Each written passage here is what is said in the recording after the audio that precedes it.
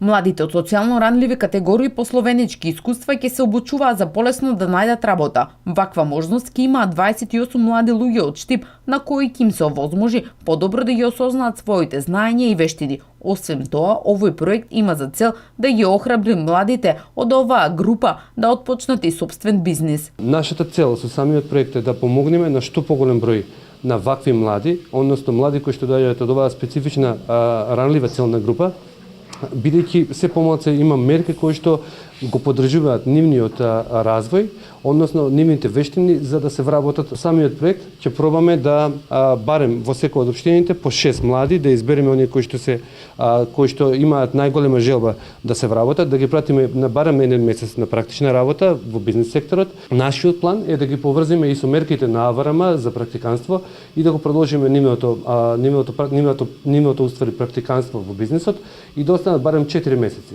Кариерните цели, нивниот понатамошен развој ќе се утврдуваат преку низа тестови, кои ќе бидат спроведени на обуката која ќе трае 2 недели. Работиме со кандидатите животен профил, тестови за интереси, тестови за вештини, за да можеме да утврдиме нели во која насока тие би можеле најмногу да и најдобро да вложат во себе во иднина.